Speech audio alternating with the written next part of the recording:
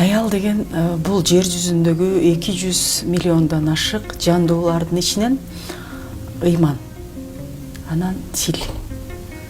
Адамгерчилик нырабы менен сыйланган адамдын эң назик, эң сулуу, эң өзгөчө, эң байланыштыргыч башкысы адамдын тукумун улоочу вазыйпаны аткарган улуу бөлүгү.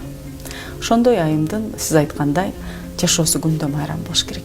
Аял сүйүүлүүгө, аял корголууга, аял макталууга, аял аялууга, аял көтөрмөлөнүүгө тийиш.